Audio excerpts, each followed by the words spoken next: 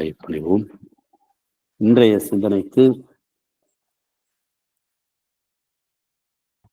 எல்லாம் தரும் அன்னை என்ற அப்பா அவர்களுடைய நூலிலிருந்து இழந்ததை பெறலாம் என்ற கட்டுரையை பார்ப்போம். தொலைந்து போன நகை, பறிபோன உத்தியோகம், திருடு போன பணம், கைவிட்ட வாழ்க்கை போன்றவையும் இந்த நேரத்தில் நேர்ந்துவிட்ட இழப்புகளே. ஆனால் நான் இங்கே கூறப்போவது இந்த இழப்புகளை பற்றி அல்ல, இழந்த பெரும் செல்வத்தை பற்றி. அதுதான் மெயினா எழுதுறாரு. ஆனாலும் மேலே சொன்னவை எல்லாமே, தொலைந்து போன நகைகள், பறிபோன உத்தியோகம், திருடு போன பணம், கைவிட்ட வாழ்க்கை எல்லாமே அன்பர்களுக்கு அன்னை என்ற வந்த பிறகு கிடைத்திருக்கின்றது. நிறைய எடுத்துக்காட்டுகள் உண்டு. இப்போ சமீபத்தில் அஜயஸ்வரி ஆட்சி அண்ணாமலை சித்தியார் அவர்களுடைய வீட்டில் அவருடைய 80ஆம் ஆண்டு விழா நடத்தினாங்க. அப்போ வந்தவர்களுடைய வைர கை பிரேஸ்லெட்ன்றது பல லட்சம் பெறக்கூடியது. தேடி பார்த்து அவர் அண்ணன் என்பர், அவங்க உறவினர்கள் அண்ணன் என்பர் தான். ஆனால் மீண்டும் ஆட்சியுடைய பேரன் கணிதையை அதை பற்றி எடுத்து அதை கொடுத்தார்கள். அதே போல் அவருடைய மூத்த சகோதரியை விட்டு போகவும் அவரை ஒரு வைர நகையை காணாமல் போனது கிடைத்தது. புதுவையில் இன்னொரு அன்பர் வீட்டில் அப்படிதான் காணணும்னு சொல்லி நகைகள் எல்லாம் 2 நாள் கிடைத்து ஒரு சின்ன மஞ்சள் பயிரை பத்திரமாக இருந்து அன்னை எடுத்து கொடுத்தார்கள். அதுபோல உத்தியோகம் கிடைத்தவர்கள், பணம் மீட்டது, அத்தனை வாழ்க்கையில எல்லாரும் வாழ்க்கையிலே அன்பர்கள் நடந்திருக்கு. ஆனால் இங்கே இந்த கட்டுரையில் அப்பா சிறப்பாக சொல்றது, பெரும் செல்வம் இருந்து அந்த செல்வத்தை இழந்தவர்களுக்கு எப்படி மீண்டும் கிடைக்கலாம், அதற்குரிய வழி அன்னையின் மூலமான வழிவகைகள் என்ன அப்படிங்கிறத இங்க சொல்றது. ஒரு காலத்தில் 100 வேலி நிலம் இருந்த பண்ணை அது. 100 வேலினா 600 ஏக்கர். இப்பொழுது ஒன்றுமில்லை. அந்த காலத்தில் 60 பஸ்கள் ஓடின, இப்பொழுது ஒரு பஸ் தான் ஓடுகிறது. இந்த பகுதிக்கு கவர்னர் வந்தால் இவர்தான் வரவேற்பார், இன்று நொடித்து போனார், மூலையில் கிடைக்கிறார் என்பதை போன்ற நிலைக்கு தாழ்ந்து விட்டவர்களை பற்றியே இங்கு நான் குறிப்பிடுகிறேன்.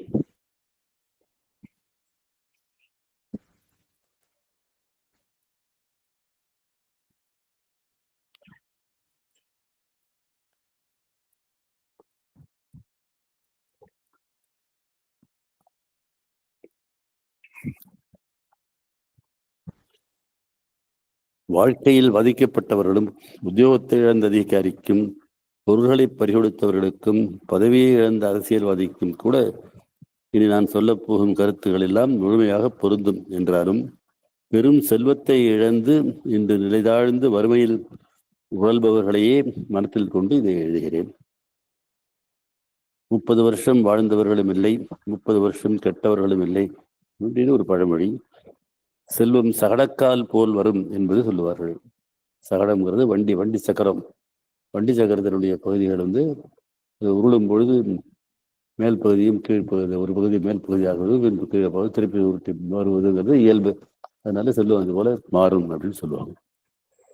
அவற்றில் உள்ள உண்மையை நான் புறக்கணித்து பேசவில்லை, அவற்றை ஆராய்வதை விட்டு அதற்கும் அப்பால் உள்ள 2 உண்மைகளை நான் கருதுகிறேன். மேலை நாடுகளில் செல்வர்களுடைய செல்வம் தொழில்களில் முதலீடு செய்யப்பட்டு பிறகு நம்முடைய பழமொழிகளில் உண்மை பொய்த்து 30 ஆண்டுகள்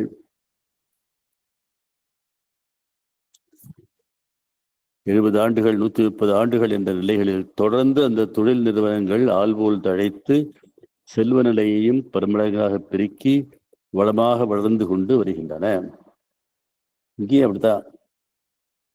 இந்த இப்ப சொன்ன செல்வம்லாம் பரம்பரை செல்வங்கள், வசதிகள், தொழில் செய்தவர்கள், தொழில் முறைகள் தெரியாமல் செய்தவர்கள், அவர்களுடைய செய்தது. இங்கேயே டாடா 100 ஆண்டுகளுக்கு மேலாக டாடா நிறுவனம் மிகச்சிறப்பாக பல வகை தொழில்களை செய்து இரும்பு, ஜாம்ஷெட்பூர்ல இரும்பு தொழிலை எடுத்து செய்கின்ற தொழிலை ஆரம்பித்த டாடா பல்வகை தொழில்களை செய்கிறார்கள். கார்கள் தயாரித்தல், உப்பு தயாரித்தல் வரைக்கும் செய்கின்றார்கள். பொள்ளாச்சியிலிருந்து கேரளாவுக்கு போன மைல் கணக்கில் டாட்டாவினுடைய தேயிலை தோட்டங்கள் இருக்கும். இப்படி எல்லா தொழில்களையும் செஞ்சு இன்றைக்கும் வெற்றிகரமாக செய்துட்டு இருக்கிறார்கள். அதுபோல பிர்லா அவர்களுடைய இந்த குடும்பத்தின் நிறுவனம், ஜெயின் என்பவர்களுடைய நிறுவனம், இன்று அம்பானி அதானி போன்றவர்களுடைய எல்லாம் சிறப்பாக நடந்து கொண்டிருக்கின்றன. அதற்கு மாறி வரும் அரசியல் நிலையும் புதிய சட்டங்களுமே காரணம். இதெல்லாம் தொடங்கி நிற்கிறதுக்கு சட்டங்கள்லாம் துணையாக இருக்கின்றது. அன்னையின் பக்தர்கள் எல்லா சட்டங்களுக்கும் அப்பாற்பட்டவர்கள் என்பது அந்த உண்மைகளுக்கும் எல்லாம் மேலான உண்மை. அன்னையின் பக்தர்களால் பெற்ற செல்வத்தை இழக்க முடியாது, இழந்தது போன்று தோன்றும் செல்வத்தை மீண்டும் அவர்களால் பெற முடியும் அப்படிங்கிறத இது நான் முதல்ல சொன்ன வேலை போறது எல்லாமே உத்தியோகத்தில் இறந்த அதிகாரிகள் பொருள்களை பறிகொடுத்தவர் இதெல்லாம் சொல்லியிருக்கிறார். நீ பல முறை சொல்லியிருக்க. என்னுடைய மனைவி ஆசிரியராக பணிபுரிந்தவர் தலைமை ஆசிரியராகி தலைமை ஆசிரியர் அங்கு நிர்வாகத்தில் தனி நிர்வாகம் பிரைவேட் மேனேஜ்மெண்ட்ல தனி நிர்வாகத்தில் இருக்கவங்க தலைமை ஆசிரியர் பதவியை பறித்து கொண்டார்கள். அது மட்டும் இல்லாமல் சாங்ஷன் போஸ்ட் இல்லாத காரணத்தினால் 6 ஆண்டுகள் சம்பளமும் வேலை இல்லாமல் செஞ்சாங்க. பல முறை நான் சொன்னதுதான். அன்னையிடம் வந்த உடனேயே கோர்ட்ல வெற்றி பெற்றது. நாங்கள் சொல்லாமலே அந்த ஜட்ஜே ஹைகோர்ட்ல கீழ்கோர்ட்ல ஜெயிச்சது. ஹைகோர்ட்ல அவங்க வழக்கு போட்டாங்க நிர்வாகத்தில். அவர்கள் சம்பளம் உடனே 15 நாட்களுக்குள் போஸ்ட் கிரியேட் பண்ணி சம்பளம் கொடுக்கணும்னு சொல்லி அந்த சம்பளம் எல்லாம் திரும்பி வந்து பலமுறை சொல்லியிருக்கின்றேன்.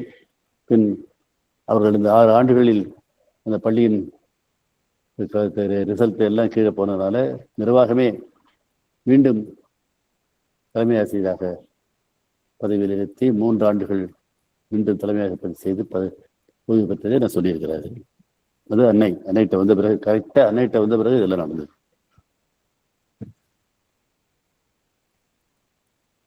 தொண்ணூறு வயதுள்ள ஒரு முதியவர் தம் வாழ்க்கையில் சந்தித்த செல்வத்தை இழந்தவர்களின் பட்டியலை புரட்டி பார்த்தால் இழந்தவர்கள் இழந்தவர்களாகவே இருப்பார்கள். 10,000-ல் ஒருவர் உருண்டு புரண்டு இழந்த செல்வத்தை பெற்றவராக இருப்பார். முழு செல்வத்திற்கும் ஆபத்து ஆட்டம் கண்டு முழுவதும் கவிழ்வதற்குள் எப்படியோ சமாளித்து கரை சேர்ந்த செல்வர்களும் உண்டு. ஆனால் எல்லாமே போய்விட்ட பிறகு அந்த புயலை களைந்து மறைபோல் நின்ற செல்வர் எவரும் இல்லை. நிற்கும் பொழுது மலை மறைத்தால் அது மண். இதுதான் செல்வ நிலை. என கரைந்த மண்ணையும் கரையாத மலையாக்க வல்லது அன்னையின் அருள். அதான் விஷயம். செய்தேதான் அன்னையின் அருள் அன்னை பராசக்தியின் அவதாரம். இந்த பிரபஞ்சத்தை இயக்குகின்ற யூனிவர்சல் கான்சியஸ் ஃபோர்ஸ் அதனுடைய அவதாரம். அதனால அவர்களிடம் வந்தவர்களுக்கு நிலை வேறு. 1 கோடி ஆஸ்தியை இழந்த ஓர் அமெரிக்கர் தம்மை திவாலாக ரிஜிஸ்டர் செய்ய புறப்பட்டு கொண்டிருந்தார்.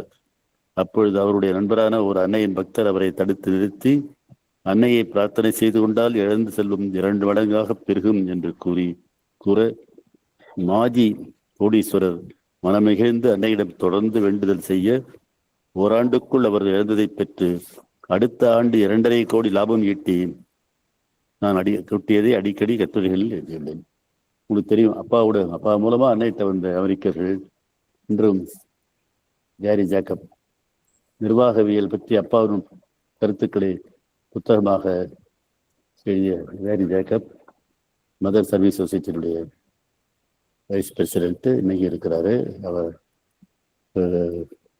அப்பா கொள்கைகளை பின்பற்றி இருக்கிறாரு. அவர் மூலமா நிறைய அன்பர்கள் ராய் பாஸ்னர் போன்றவர்கள் எல்லாம், இன்னொரு ராபர்ட்ங்கிறவர் ஒருத்தர்,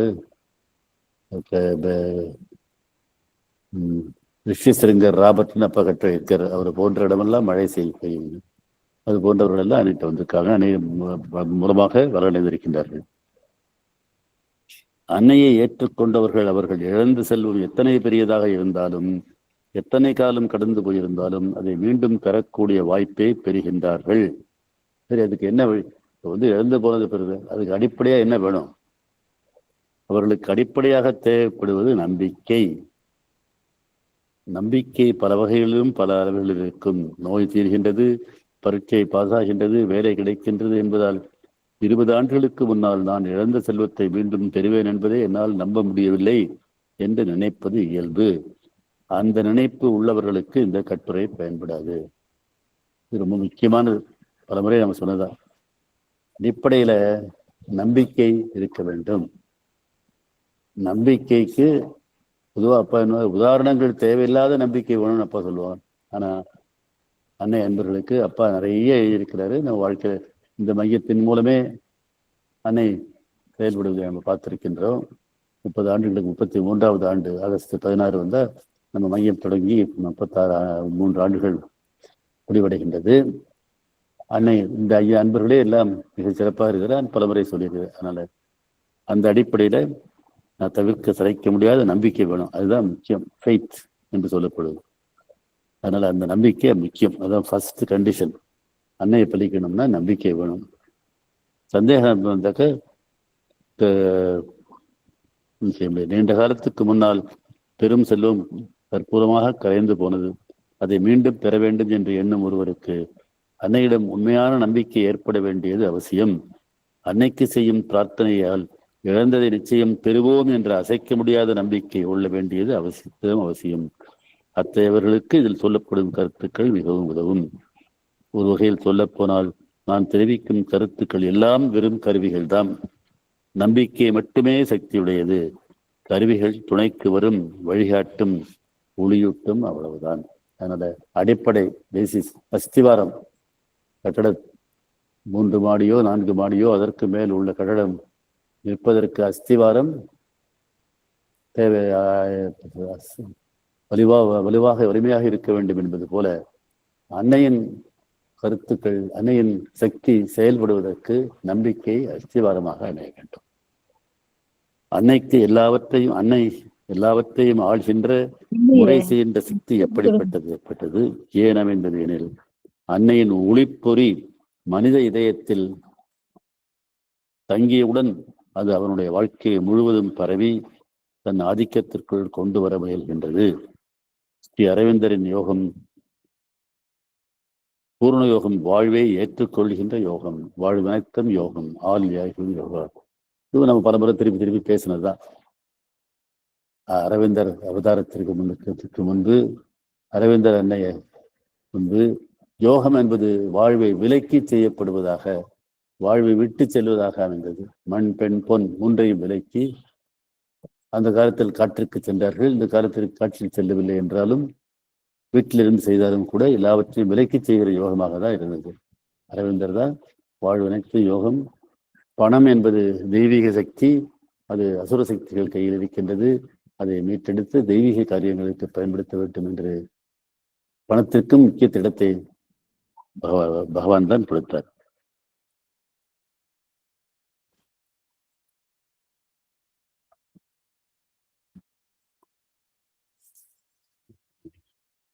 கொஞ்சம் நிறைய போட்டு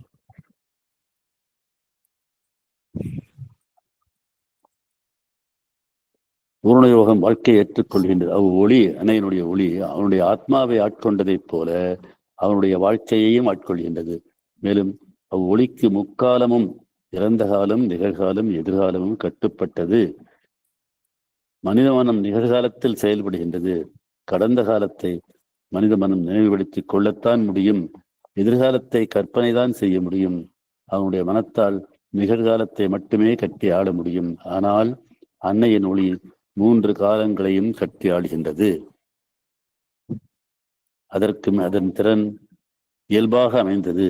இன்று நம் வாழ்க்கையை அன்னைக்கு சமர்ப்பது போல் பக்தன் கடந்த கால வாழ்க்கையை சமர்ப்பித்து விட்டால் சென்ற கால நிகழ்ச்சிகள் அந்த ஒளியின் ஆட்சியின் கீழ் வரும், அதன் பலனை பெறும். இது அப்பா பல இடத்துல தெரியாது. காலத்தை கடந்ததை காலத்திற்குள் கொண்டு வருவது என்று சொல்வார். நான் இது பல முறையை சொல்லியிருக்கிறேன். நமக்குத்தான் காலம். இந்த பூமி இருக்கின்றவர்களுக்கு இந்த சூரியன் என்கின்ற நம்முடைய சூரியன், என்ன எத்தனையோ சூரியன்கள் இருக்கிறதா சொல்லுவாங்க. அந்த சூரியன் ஆட்சி இருக்கின்ற இந்த பூமி என்ற கிரகத்துக்குத்தான் காலம் உண்டு. இதை தாண்டி வெளியே சென்றால் அந்த எப்படி புவிக்கு ஈர்ப்பு சக்தி இருக்கின்றது, அதனால் பொருள்கள் விழுந்த பொருள்களை இப்ப போட்ட பொருள் கீழே விழுகிறதோ, அதுபோல இந்த காலமும் இந்த பூமியும் இந்த சூரியனும் ஒன்றை ஒன்று நெருங்கி இருப்பதால் வருவது. ஆனா அதற்கு மேல அன்னையிடம் வந்தவர்களுக்கு அன்னை பிரபஞ்ச சக்தி. இந்த பிரபஞ்சம் எத்தனையோ சூரியன்கள், எத்தனையோ சூரிய குடும்பங்கள், அது அத்தனையும் கிரகங்கள், அத்தனையும் ஆடுகின்ற சக்தி. காலத்தை கடந்தவர். அவருக்கு நிகழ்காலம் எதிர்காலம் எல்லாம் ஒரே காலம்தான். நிரந்தரம், சனாதனம்.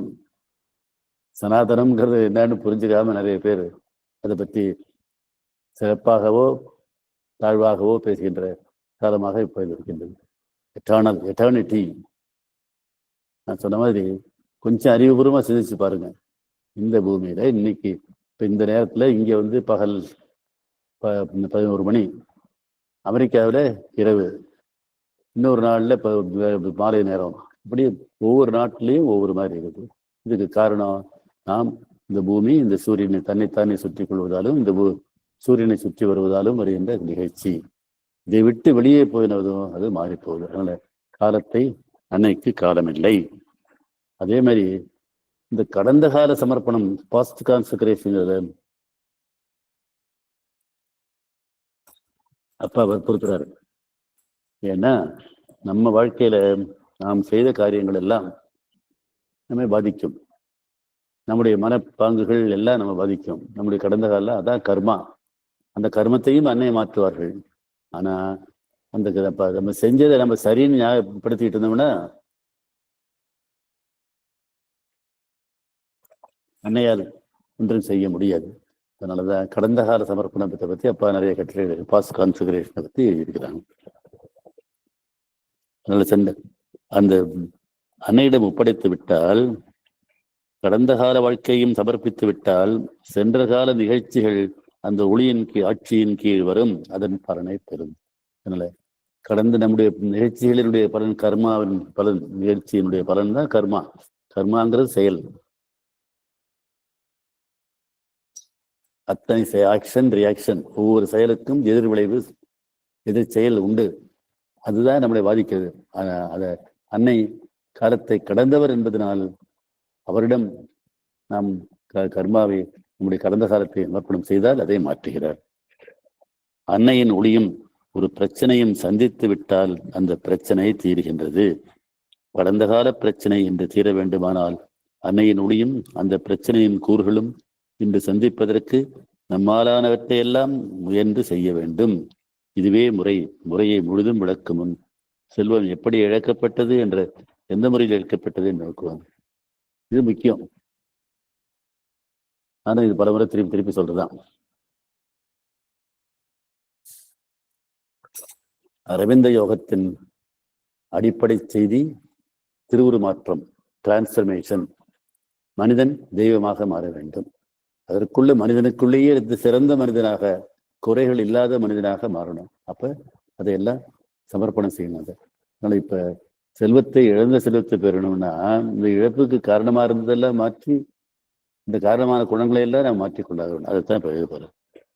பெரும்பாலும் பெருஞ்செல்வத்தை இழந்தவர்கள் நிர்வாகத் திறமை இல்லாத காரணத்தினாலேயே இழந்தவர்களாக இருப்பார்கள். அவர்கள் 7 கிராமங்களில் நிலம், உள்ளூரில் மட்டும் 400 ஏக்கர், 6 பேர் உடன் பிறந்தவர்கள். 50 வருடங்களுக்கு முன்னால் அவர்கள் சிறப்பாக வாழ்ந்தனர். குதிரைச்சவாரி செய்து நிலத்தை சுற்றி வருவார்கள். சகோதரர்கள் ஒருவர் பின் ஒருவராய் இறந்து போய் கடைசியில் ஒருவர் மட்டுமே மிஞ்சினார்.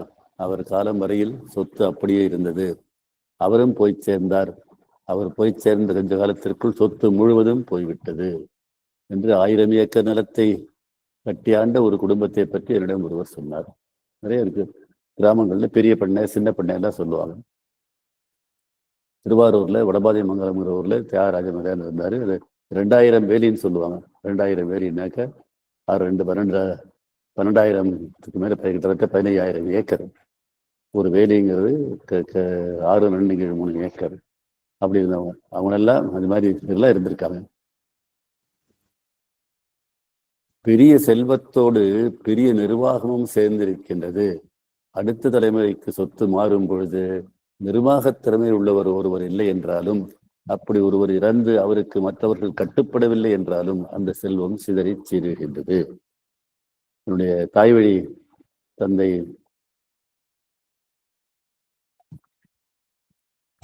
தஞ்சை மாவட்டத்துல திருவையார்கடையில கிராமம். அவங்க வந்து அந்த இது நிறைய சொத்து இருந்தவங்க.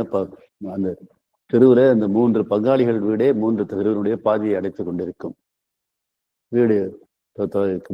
தெருவிலிருந்து தோட்டம் வரைக்கும் 100 அடிக்கு மேல் இருக்கும். 3 கட்டு வீடுன்னு சொல்லுவாங்க. மண்டபக்கட்டு, ஓட்டுக்கட்டு, பின்கட்டு இப்படிலாம் சொல்லுவாங்க. உள்ள முத்தம் வைத்து கட்டப்பட்ட வீடுகள் அது மாதிரிலாம் இருந்தவங்க. இப்போ எல்லாம் அந்த இருந்தவங்கெல்லாம் எல்லாமே இப்போ யாரும் இல்லை. சரி, நான் சொல்லியிருக்கிறேன் பலமுறை. எங்கள் அப்பா ஊர் சொந்த ஊர் வேற, திருத்துறைப்பூண்டி பக்கத்தில் வேற ஒரு ஊர். எங்கள் தாத்தா வந்து என்னுடைய பேர் வாரசுரன் பேர் உள்ளவர் தான். கூரை வீடு தான். வீடு பெரிய வீடு, கல் வைத்து மண்ணெல்லாம் கட்டியிருப்பாங்க, மண் வச்சு கட்டியிருப்பாங்க. ஆனால் கூரை வீடு தான். வீடு 2-3 இது இருக்கும். முன்னாடி ஒரு கொட்டகை இருக்கும், எல்லாம் இருக்கும். நிலமெல்லாம் நிறைய உண்டு. இருந்தாலும் கூட கூரை வீடு தான்.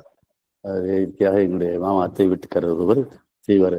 மச்சு வீட்டு பெண் குச்சி வீட்டுக்கு வந்ததுன்னு சொல்லுவார்.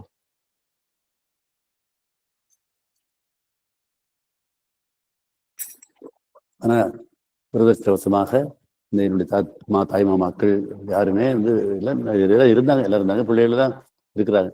இருந்தாலும் அந்த பெரிய நிலைமைக்கு யாரும் போக முடியல.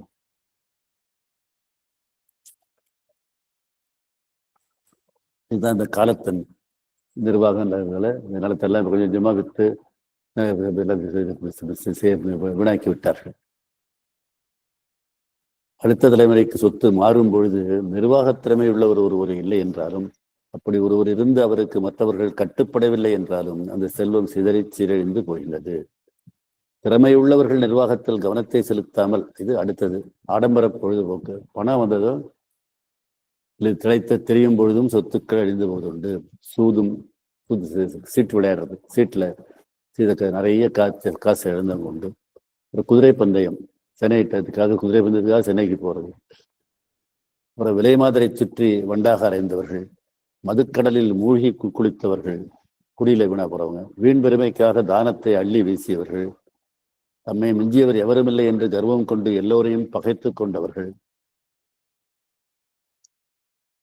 பரம்பரை பண்பை காற்றில் விட்டுவிட்டு பண்பற்ற செயல்களில் ஈடுபட்டவர்கள், எதிரிகள் என்று நினைப்பவர்களை வன்மத்துடன் வாரி சுருட்டி குழியில் போட்டு மூடியவர்கள், காசை வீசி காரியங்களை சாதித்தவர்கள், இவர்களை போன்றவர்கள் சொத்தை இழந்தவர்கள் பட்டியலில் இவர்கள். சொத்து எப்படி இழந்தார்கள் காரணத்தை காட்டுறார்.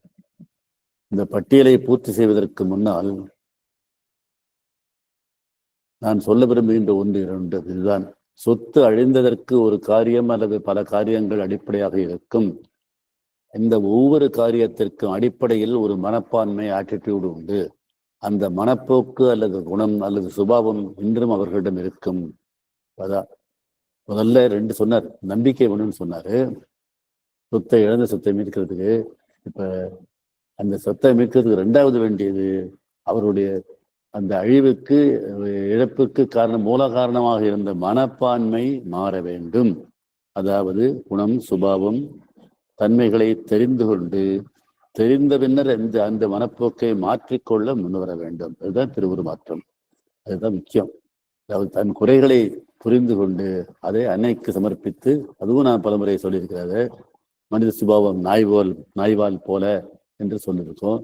இந்த நாய்வாலை மனிதனால் விளைக்க முடியாது, ஆனால் அன்னையால் விளைக்க முடியும்.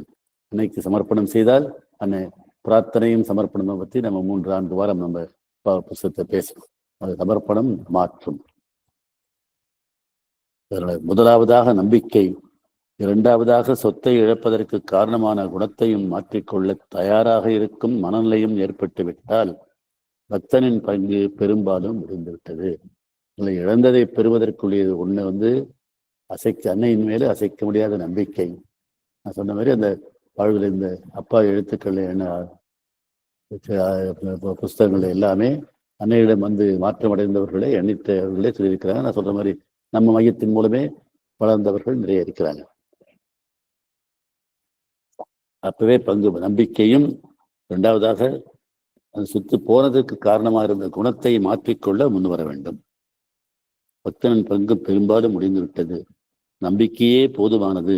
அதோடு பாதகமாக இருந்த தன் குணத்தையும் மாற்றிக்கொள்ள முன் வரும் பொழுது அவன் இழந்ததை பெறக்கூடிய முழு தகுதியையும் பெற்று விடுகிறான். பிறகு பிரார்த்தனை கூட அவ்வளவு முக்கியமில்லை. தன் நடைமுறை செயல்களை அந்த புதிய மனப்பான்மையுடன், குறிப்பாக பழைய மனப்பான்மையின் வாடை சிறிதும் இல்லாமல் செய்தால் பக்தன் அன்னையை நினைப்பதற்கு முன்னால் அன்னை அவனை நினைப்பார். அன்னை பக்தன் பிரார்த்தனை செய்வதற்கு முன்னால் பலனை கொடுத்து விடுவார். இந்த நிலையில் நினைவே வழிபாடு என்பது என்ற நோக்கோடு செயல்களை புரிந்து கொண்டு இழந்ததை பெற பிரார்த்தனை செய்தால் அந்த பிரார்த்தனை அபரிவிதமான அளவில் பலனை கொடுக்கும்.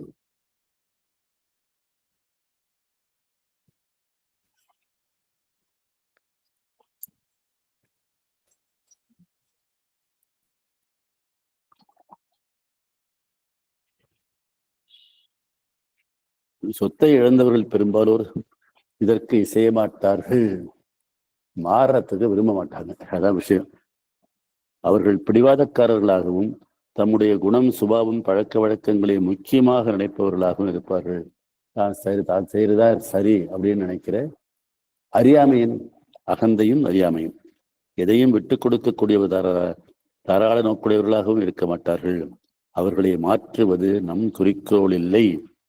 எப்படி செய்தால் இழந்ததை நம் சொத்தை பெற முடியும் என்று அவாவுகின்றவர்களும் இன்று நம் பழக்க வழக்கங்களை மாற்றிக்கொண்டால் அதற்குரிய பெருமை கிடைக்கும் என்பதை தெரியாதவர்களும் நிறைய இருக்கின்றார்கள். அதனால மாற விரும்புபவர்களுக்குத்தான் அவர்கள் பிடிவாத குணம் உள்ளவர்களுக்கு இல்லை, மாற விரும்பினாங்கதான் இல்லையா. அரவிந்தர் அன்னையே திருவுருமாற்றம் தான், மனிதன் தெய்வமாக மாற வேண்டுங்கிற பாதைதான். அவர்களுக்கு அது தெரிந்தால் நம்முடைய கருத்துக்கு செய்வார்கள். அப்படி தங்களை மாற்றிக்கொள்ள முன் வருபவர்களுக்கு ஏராளமான விளக்கங்கள் தேவை. அவைதான் இங்கு தருவார். மாற்றிக்கொட்ட வந்துட்டாலும் கூட பிரச்சனைகள் இருக்கும். அந்த பிரச்சனைகளை எப்படி தீர்க்கிறாங்கிறதா இந்த கட்டுரை சொல்றார். இவ்வாறான ஒருவர் கடை குமாஸ்தாவாக போனார். அவர் மனைவி படித்திருந்ததால் வேலைக்கு போனார். மனைவி 2000 மாதம் 2000 செலவு செய்த குடும்பம். அப்ப பழைய இதில் சொல்றாங்க, இன்று 200 ரூபாய் நடத்த வேண்டும். இப்பொழுது என்னால் என்றால் இன்று நல்லது, நேற்று இல்லை 30 ஆண்டுகளுக்கு முன்பு. இன்னைக்கு 2000 200 ஒண்ணுமே எனக்கு தெரியும். பற்றாக்குறையோடு வாழ்க்கையை ஓட்டிக் கொண்டிருந்த நிலையில் ஒரு நாள் அவர் மனைவி தம் பிறந்த வீட்டிற்கு போயிருந்தார். அவர் போனவுடனே அவரை பார்க்க புறப்பட்டு விட்டார் கணவர். புறப்பட்டவர் சும்மா போகவில்லை, தாம் புறப்பட்டு வருவதாக தந்தி கொடுத்து விட்டு புறப்பட்டார். அன்றாட செலவுகளுக்கு தேவை இருக்கிறத போறதே ஒருபாடு போய் சேரலாம். அந்த தந்திக்கு காசு செலவு செய்தார். அந்த தந்தி காசுங்கிறது அவங்களுடைய அன்னைக்கு இருக்கிற நிலைமையில தேவையற்றது, அதிகமானது. வீட்டில் யாரும் சந்தோஷப்படவில்லை. இப்படி உதாரித்தனமாய் செலவழித்து தாமே இருந்த செல்வத்தை எல்லாம் அழித்தார், இன்னும் புத்தி வரவில்லையே என்று முணுமுணுத்தார்கள். அவர்கள் முணுமுணுப்பிலும் அர்த்தம் இருக்கிறது. எந்த மனப்பான்மையுடன் என்று தேவையில்லாத செலவை செய்து ஒரு தந்தி கொடுத்தாரோ அதே மனப்பான்மையில் தான் அன்று அவருடைய பெரும் செல்வம் அழிந்தது. அவருடைய செல்வம் அழிந்ததற்கு காரணம் தேவையில்லாத செலவுகளை வீண் பெருமைக்காகவும் அதுக்காகவும் செய்கிறது. அதே முதல்ல எழுதினார். அதில் அந்த அடிப்படையை மாற்றிக்கொள்ள வேண்டும். இது கஷ்டமான வருஷம் அந்த அடிப்படை மனசுல நம்முடைய அது சுபாவம் இருந்ததுன்னா அது அன்னை அருள் செயல்பட தடையாக இருக்கும். சுமார் 40 ஆண்டுகளுக்கு முன்பு நான் கல்லூரியில் படித்துக் கொண்டிருந்த பொழுது ஒரு ஆசிரியர் இருந்தார். ஒரு அண்ணாமலை யூனிவர்சிட்டியில் சொல்றார். அவர் கேரள அரச குடும்பத்தைச் சேர்ந்தவர். எனக்கு அவரை தெரியும். வருமானம் அவருக்கு முடியும். மிக மிக அடக்கமானவர். அவர் பங்குக்கு அன்று 18 லட்சம் ரூபாய் வந்தது. 30-40 வருஷம் 18 ரூபாய் 150 கோடிக்கு சமம். அவர் பியூனிடம் 5 ரூபாய் கொடுத்து ஏதாவது வாங்கி வர சொன்னால் மீதியை கேட்க மாட்டார், எடுத்து கொள்ள சொல்வார். அவர் ராஜபரம்பரை, அது சரிதான், அது சரி. குலத்தலைவியாகுமாம் குணம். அதே சமயத்தில் இன்னொருவரையும் நினைவுறுத்த வேண்டும். வாழ்ந்து கெட்ட குடும்பத்தைச் சேர்ந்த ஒருவர் பள்ளியின் அட்டண்டராக சேர்ந்து பிறகு கிளார்க்காக உயர்ந்து 183 ரூபாய் சம்பளம் வாங்கினார். அவர் பஸ்ஸில் பிரயாணம் செய்யும் பொழுது கண்டக்டரிடம் நோட்டை கொடுத்தால் சில்லறை வாங்க மாட்டார், நீயே வைத்துக்கொள் என்பார். இது வீண் பெருமை. அவருக்கு சொத்தெல்லாம் போயிட்டு இருக்கும்போது 180 ரூபா சம்பளத்துல குடும்பம் நடத்தி ஆகணும். அன்னைக்கு 180 ரூபா போதுமானதான. 30 வருஷத்துக்கு முன்னாடி 65 67 நான் வேலைக்கு வந்து சேர்ந்தப்ப அண்ணாமலை பல்கலைக்கழகத்தில் லெக்சருக்கு அசிஸ்டன்ட் ப்ரொஃபஸர் சொல்ல லெக்சருக்கு 400 ரூபா தான் சம்பளம். அப்போ டிஏ கூட கிடையாது. என்னுடைய மனைவிக்கு 180 ரூபா தான் சம்பளம். இருந்தாலும் அதுக்குள்ள செலவு செய்ய முடியும். சொத்து போய்விட்டது. ஆனால் சொத்து போக காரணமாக இருந்த அவருடைய குணம் மட்டும் போகவில்லை. அவர் கூறிய அண்ணாமலை யூனிவர்சிட்டி பேராசிரியர் பரம்பரை பணக்காரர், ராஜவர்மத்தை சேர்ந்தவர். அன்னைக்கு 18 லட்சம் ரூபாய் என்பது 150 கோடிக்கு சமம். இது அந்த சொத்து உள்ளவர். அவர் சொல்வது நியாயம். அவர் சாதாரண வேலையும் போய் பியூனாகி அப்புறம் கிளார்க்கானவர் அதை செய்ய சொல்றதுங்கிறது சரியல்ல. அதனால இங்க சொல்ற செய்தி என்னன்னா, நம் வளத்தாழ்வுக்கு செல்வம் போனதற்கு காரணமாக இருந்த குணங்களை நாம் கவனித்து மாற்றிக்கொள்ள வேண்டும். இன்னொருவர் பெருஞ்சத்தை குறுகிய காலத்தில் தொலைத்தவர். அவரை பார்க்க அவருடைய நண்பர் ஒருவர் வந்தார். நண்பரிடம் அவர் குடும்பத்தை எப்படி நல்ல முறையில் நடத்த வேண்டும் என்று விரிவாக விளக்கம் கொடுத்து கொண்டிருந்தார். அதை கேட்டுக்கொண்டு வந்த அவருடைய அண்ணன், நீ ஒன்றும் செய்ய மாட்டாய், ஆனால் பிறருக்கு உபதேசம் மட்டும் நல்லாக செய்வாய். உன்னுடைய சொத்து போனதற்கு காரணமே இதுதான் என்று நீ பிறருக்கு யோசனை சொல்வதை நிறுத்துகின்றாயோ அன்றுதான் உருப்படுவாய் என்று எரிச்சலுடன் சொன்னார். பேச்சில் சொல்லுவாங்க, பிறருக்கு வாத்தியாருன்னு சொல்லுவாங்க. தன் முதுகு தனக்கு தெரியாது. அதனால பிறருக்கு எல்லாம் சொல்லிட்டு உட்கார்ந்திருக்கிறது. அதுவும் அறியாமை. தன்னுடைய குறை தனக்கு தெரிய வேண்டும். தெரிந்து அதை அன்னைக்கு சமர்ப்பணம் செய்து மாற்றிக்கொள்ள வேண்டும். இதுபோல் சொத்து போனதற்கு காரணமாக இருந்த ஒவ்வொரு குணத்திற்கும் பல பொருத்தமான உரங்களை சொல்லலாம். முதலில் என்ன 2 முதலில் தேவைப்படுவது அன்னை மீது நம்பிக்கை. அதான் முதல்ல சொன்னாரு. அடுத்தது செல்வம் நம் குடும்பத்தை விட்டு எப்படி போயிற்று என்ற விவரமான அறிவு, அது தெரிஞ்சுக்கணும். நம் ஆராய்ச்சியின் அடுத்த கட்டம், அந்த பழக்கங்களுக்கு அடிப்படையான குணங்கள் எவை, கடைசியாக அந்த குணங்கள் இன்று நம்மிடம் எந்த வடிவத்தில், எந்த பழக்கத்தில், எந்த செயலில் தங்கியுள்ளன என்பதை புரிந்து கொள்ள வேண்டும். பலருக்கு இது புரியாது. அப்படி எந்த குணமும் நம்மிடம் இல்லையே என்று சட்டென சொல்லிவிடுவார்கள். அவங்களுக்கு தெரியாது. செல்ஃப் ரியலைசேஷன், தன்னை அறிதல் இல்லை. இது ஆழ்கடலில் முத்து குளிக்கின்ற வேலை. இது தேடல் அவசியம். நம்மை நாமே, நம்முடைய செயல்களை ஒன்று ஒன்றா தனித்து நின்று பிரிந்து நின்று நாம் என்று இல்லை நம்முடைய இது பார்த்து புரிந்து கொள்ள வேண்டியது அவசியம். தேடி கண்டுகொண்டேன் என்பார்களே, அப்படி கண்டுகொள்ள தன் வரவு செலவு கணக்கை போட்டு பார்த்து தவிர்ப்பதை உண்மை அறிதல் என்கிறார் அன்னை. Truth realisation. அதனால தன்னை அறிந்து கொள்ள வேண்டும், உண்மையை அறிந்து கொள்ள வேண்டும். ஒரு பக்தர் இந்த கட்டங்களை எல்லாம் தாண்டி வந்து விட்டார் என்றால் அவருக்காக காத்துக்கொண்டிருக்கும் அடுத்த கட்டம் முதிர்ந்த முடிவு. எக்காரணத்தை முன்னிட்டும் அந்த பழைய குண இயல்புகளை வெளிப்படும்படி நான் நடக்க மாட்டேன் என்று அந்த பழைய வழக்கங்களை இனி தான் கிஞ்சித்தும் அனுமதிக்கப் போவதில்லை என்று தீர்மானத்திற்கு வருவதற்கு பெயர்தான் தீர்ந்த முடிவு. இந்த தீர்ந்த முடிவு என்றால் மாற்றம் இல்லாத முடிவு. அந்த முக்கியம் தான் ஹோம் டெசிஷன். அந்த முழுந்த முடிவு வரணும். இனி மாற்றக்கூடாது. குறைகளை கண்டறிய வேண்டும். தன்னுடைய இழப்புக்கு காரணமான குறைகளை கண்டறிய வேண்டும். அவற்றை இனி பின்பற்றுவதில்லை என்று முடிவெடுக்க வேண்டும். அவற்றை அன்னைக்கு சமர்ப்பிக்க வேண்டும். இதற்கும் விளக்கம் தேவை என்று நினைக்கிறேன். இது ஏதோ ஒரு உந்துதலுக்காக எடுத்த முடிவை நினைக்காமல் இருக்க பழகி கொள்ள வேண்டியது முதல் முயற்சி. அதாவது செய்ய வரும், டக்குன்னு மாறி போகும். அது முடிவை உறுதிப்படுத்தும். அதற்குத்தான் கணக்கு தேவைப்படுகின்றது. மனதை பழைய நிகழ்ச்சிகளை நோக்கி செலுத்தி ஒரு ஆய்வை நடத்தி அன்றைய மனநிலையை இன்ற மனநிலையோடு ஒப்பிட்டு பார்த்து பிரார்த்தனையால் இன்றைய நிலை மாறும் என்ற வாய்ப்பை சிறப்பாக சிந்தித்து அன்னைக்கு நிலை மாறுவதற்கு பிரார்த்தனை செய்ய வேண்டும். பிரார்த்தனை விட சமர்ப்பணமும் முக்கியம். பிரார்த்தனையும் செய்யலாம். எந்த குணங்களை மாற்றுவது எளிது, இது கடினம் என்று சோதித்து, சில குணங்களை மாற்றுவது கஷ்டம், சில குணங்களை மாற்றுவது எளிது, அதையும் சோதித்து எந்த பழக்கங்களை விட்டுவிட முடிவு செய்தால் அதை நிறைவேற்றலாம், எவற்றை நிற்கப்பட்டால் அவை நம்மை மீறி செல்லும் என்றெல்லாம் கணக்கு போட்டு நல்லவற்றையும் அல்லாதவற்றையும் வரவு செலவுகளாக கருதி ஆய்ந்து தோய்ந்து ஒரு தேர்ந்த தெளிவுக்கு ஒரு முடிவை எடுக்க வேண்டும். இந்த முடிவு எடுக்கிறதுங்கிறது தெளிவான முடிவார்கள் நம்ம செய்ய வேண்டியது. அன்னை அருள் செயல்படும். ஆனா எல்லா விஷயத்திலும் நம்ம செய்ய வேண்டியதும் உள்ளும், நம்ம செய்ய வேண்டியதான் இங்க சொல்றாரு. அத்தகைய உறுதிப்பாட்டுடன் எடுக்கப்பட்ட முடிவு அந்த பக்தரை புதிய மனிதராக்கும். திருவுருமாற்றம், டிரான்ஸ்பர்மேஷன். இவருடைய பழைய குறைபாடுகள் தான் அவருடைய இழப்புக்கு காரணமாக இருந்தன.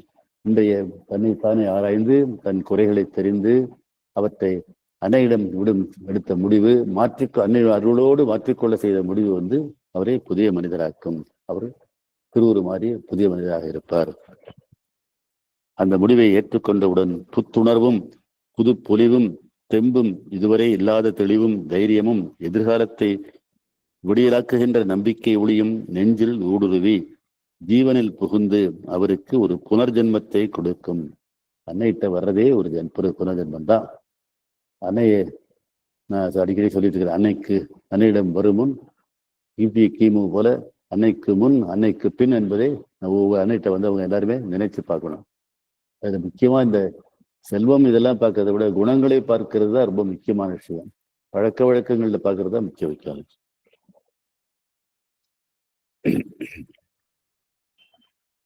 அந்த புதிதாய் பிறந்த அந்த பக்தரின் வாழ்வில் இன்று புதிதாய் பிறந்தோம்னு ஒரு கட்டுரை பாடலாக இருக்கு. அடுத்து நடப்பவையெல்லாம் அற்புதங்களே. ஸ்ரீ அரவிந்தரின் சாவித்திரியில் என்ற காவியத்தில் அற்புதங்கள் அன்றாட நிகழ்ச்சிகளாகும் அப்ப எழுதியிருக்காங்க. அன்பர்கள் நிறைய இருக்கு. அவர்களுடைய வாழ்வில் நிகழ்ந்தது எல்லாம் எழுதியிருக்கிறார். அற்புதங்கள் அன்றாட நிகழ்ச்சிகளாகும்னு நிறைய நடந்திருக்கு. நான் சொன்னேன், நகை காணாம போற நகை கிடைச்சது நம்ம இருக்கு. இப்ப சமீபத்துல இந்த இதுல கிரேஸ் இஸ் கிரேட்ல ஒரு அன்பர் எழுதியிருந்தாங்க. பேங்க்குக்கு நகைகளை வித்துருக்கு, நகை கடைக்கு எல்லாம் போறாங்க. எல்லாம் வித்துட்டு இப்போ பழைய நகைகளை கொடுத்து புது நகை வரும்போது ஒரு நகையை காணும். பைய விட்டுட்டு வந்துட்டாங்க. அது கிடைக்குமான்னு தெரியல. அன்னை மேல நம்பிக்கை விட்டாங்க. அன்னைக்கு அது கடைக்கு போகலாம் அப்படின்னு நினைச்சிட்டு இருக்கும்போது இந்த கடையில இருந்தே போன் வருது. நீங்க ஏதாவது நகையை விட்டு வந்தீங்களா? உங்க இந்த நகையோட அந்த பழைய வாங்கின நகை ரசீது, இந்த ரசீதுல இவங்க போன் நம்பர் கொடுத்தாங்க. நீங்க அடையாளம் காட்டி இது பண்ணி கையெழுத்து போட்டு கொடுத்துட்டு வாங்கிட்டு போங்கன்னு சொல்லியிருக்காங்க. அதான் அன்னை. இனி உன் குடும்பத் தலைவன் நீ இல்லை, அன்னை உன் குடும்ப பொறுப்பை ஏற்றுக்கொண்டிருக்கின்றார்.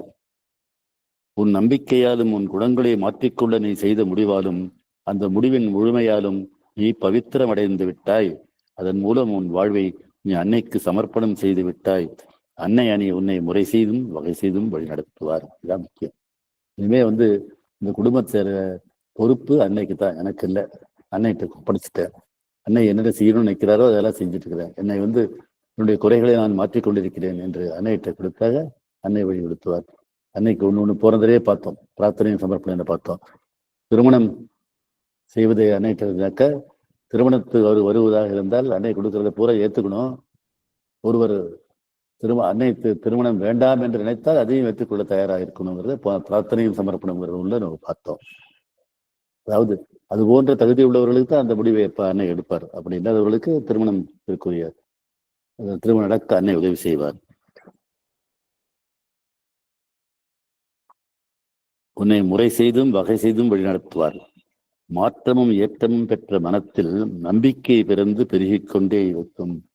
ஒண்ணு நடக்கும்போது அன்னை மூலமா நம்பிக்கை பெருகும். அதற்கு அவசியம் இல்லாமல் நம்பிக்கை தானே வளரும். நம்ம வாழ்க்கையில ஒண்ணு நடக்க நமக்கு நம்பிக்கை வளரும்.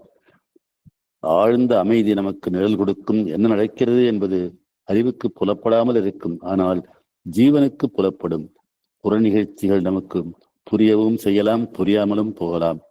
அன்னையின் சந்நிதியில் காரியமும் காரணங்களும் தனித்தனி கோலங்களாக இருக்கின்றன. அவை எப்படிப்பட்ட கோலங்கள்? நாம் பணிபுரியும் இடத்திலும், உறவினர்களை சந்திக்கின்ற பொழுதும், நண்பர்களிடையே பழகும் பொழுதும் ஒரு சிறப்பான மாறுபாட்டை காணலாம். திடீரென்று நம் நிலை உயர்ந்து விட்டது போல எண்ணி அவர்கள் நம்மை மேன்மையாக நடத்துவார்கள். அன்னைகிட்ட வந்தபோது அன்னை நம்முடைய இது குணம் மாறும்போது அவர்கள்ட்ட எல்லாம் சுற்றி இருக்கவங்களுக்கு அந்த ஒளி அவர்களுக்கு தெரியாமலே என்னதுன்னு காரணம் தெரியாமலே இருந்து அவர்கள் நம்மிடம் நடந்து கொள்கிற முறையில மாற்றங்கள் வரும். ஒரு காலத்தில் யாரை நாம் தேடிப்போய் உதவி கேட்டோமோ அவர்கள் நம் வீடு தேடி வந்து நமக்கு உதவி செய்வார்கள். சிரமப்பட்டு முடிக்க வேண்டிய காரியம் மிக எளிதில் முடியும். இதுவரை நம்மை கண்டால் வெறுத்து விலகி போனவர்கள் இப்பொழுது விருப்புடன் நம்மை நாடி வருவார்கள். நம் வீட்டை தாண்டி போகும் பொழுது திரும்பி கூட பார்க்காத வசதிமிக்க உறவினர்கள் இப்பொழுது என்ன சௌக்கியமா என்று நம் வீட்டு கதவை தட்டி நலம் விசாரித்து விட்டு போவார்கள். அரிதாக கிடைக்கக்கூடிய ஒரு பொருளுக்கு எல்லோரும் அவராய் பறக்கின்ற பொழுது நமக்கு அந்த பொருள் மிக சுலபமாக கிடைக்கும். நாம் விவசாயியாக இருந்து பயிர் செய்தால் ஊருக்கு மிஞ்சிய விளைச்சல் நம்முடையதாகத்தான் இருக்கும். இது நமக்கு தெரியும். அப்பா ராமாபுர தோட்டத்தை ஆரம்பித்து கல்லூர் பக்கத்துல அவர் விளைத்து ஆழ்கிணறு போட்டு வங்கி கடன் வாங்கி அவர் மட்டுமில்லை அந்த ஊர்ல இருந்த எல்லாருக்குமே அந்த அவர்களை எல்லாம் கடனை கட்ட வைத்து இருந்தார். Bank chairman, State Bank of India chairman தேடி வந்து கடன் கொடுத்தது நடந்திருக்கின்றது. தெரியும் உங்களுக்கு. அது மாரி விளைச்சலும் எல்லாருக்கும் ஆகும்போது விட அதிக விளைச்சலை காமிச்சிருக்கிறார் அப்பா. நேற்று வரை நம்மை தூற்றி புடைத்தவர்கள் இன்று போற்றி பகிழ்வார்கள். உள்ளூரில் வாழும் பொழுது நம்மை உதாசீனப்படுத்தவர்கள் வெளியூர்வாசிகளான பிறகு நம்மை சந்திக்க ஊர் விட்டு ஊர் வந்து உறவாடி விட்டு போவார்கள். எல்லாமே மாறும். சுருங்க சொன்னால் நமக்கு நம் பெருஞ்செல்வம் திரும்பி வரப்போகின்றது என்பதை நம் மனத்தை திருத்தி தெளிவான முடிவெடுத்தவுடன் மற்றவர்களுக்கு எல்லாம் தெரிந்துவிட்டன போன்ற நிகழ்ச்சிகள் நடக்க தொடங்கிவிடும். என்னன்னு சொன்னா அன்னையின் ஒளி நம்மிடம் வந்து விட்டது. அன்னை நம் மூலம் செயல்பட தொடங்கிவிட்டார்கள். நமக்கு அன்னை மேல் அசைக்க முடியாத நம்பிக்கை இருக்கின்றது. ஆகையினால அது வெளியில தெரிகின்றது. நம்மை அறியாமல் அவர்கள் ஆழ்மனதில் சென்று அவர்கள் சுற்றி உள்ளவர்களுடைய உறவை அது நமக்கு கொடுக்கின்றது.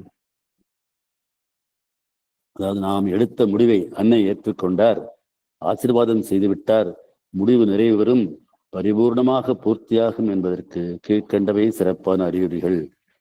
ஜீவன் முழுவதும் சாந்தம் பரவும், ஒரு அமைதி வரணும். அமைதி நிலையாக நம்முடன் குடிகொள்ளும்.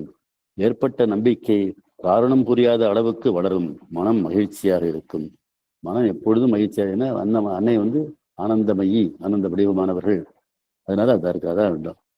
அன்னை கொடுக்கும் பரிசு, அதற்கு மேல் நமக்கு வருவது அதிர்ஷ்டம் இல்லை.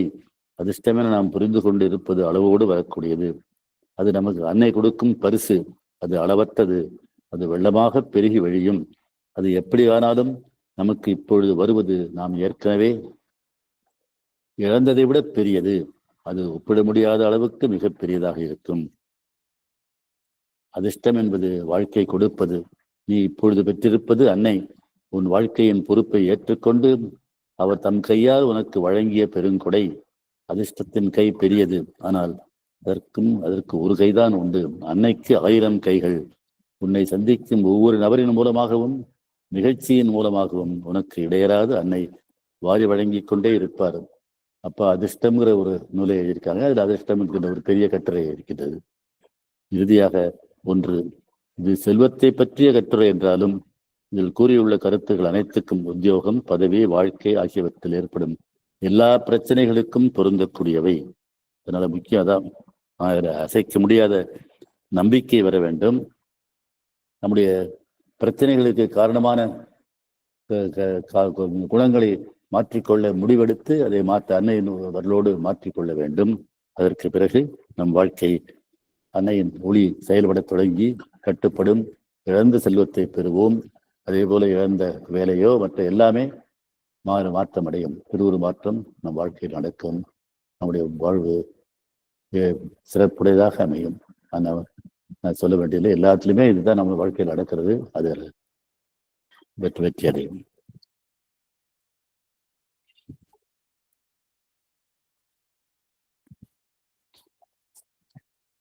இதோட